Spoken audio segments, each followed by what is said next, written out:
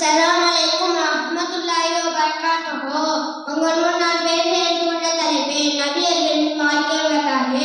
நபிகள் நாயகம் ஸல்லல்லாஹு அலைஹி வஸல்லம் அவர்கள் மக்காவில் கிபி 570 யானை ஆண்டு ரபியுல் அவ்வல் 12 திங்கட்கிழமை அதிகாலை ஆமினா அப்துல்லா என்ற தம்பதியருக்கு மகனாக பிறந்தார்கள். நபியர்கள் தன் தாயின் கருவறையில் 6 மாத குழந்தையாக இருக்கும் பொழுது தன் தந்தை இழந்தார்கள்.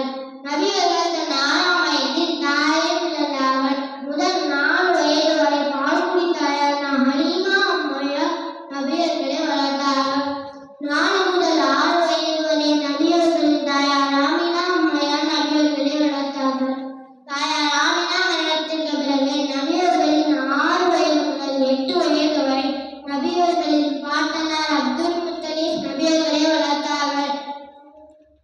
நபியர்கள் தன் 8ஆம் வயதில் முதுமையின் காரணமாக பாட்டனார் இறந்த பின் நபியர்களின் பெரிய தந்தை அபூதாலிப் நபியர்களை வளர்த்தார்கள். நபியர்கள் தன் இளம் வயதில் 6 மேய்க்கக்கூடியவர்களாகவும் தொழில் செய்யக்கூடியவர்களாகவும் இஃபுல் என்னும் சங்கத்தில் சேர்ந்து எல்லாருக்கும் உதவி செய்யக்கூடியவர்களாகவும் இருந்தார்கள். நபியர்கள் தன் 25ஆம் வயதில் ஹதீஜா என்ற பெண்மணியை திருமணம் செய்தார்கள். அவர்களின் மூலம் 6 குழந்தைகள் பிறந்தன.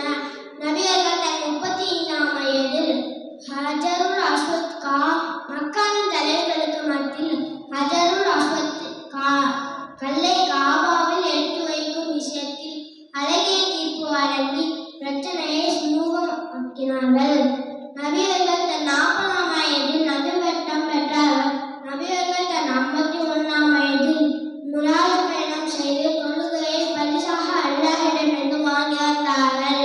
நபியர்கள் தன் 53ஆம் வயதில் மக்காவிலிருந்து மதீனாவுக்கு மிராஜ் பயணம் செய்தார்கள். நபியர்கள் ஹிஜ்ரத் பயணம் செய்தார்கள்.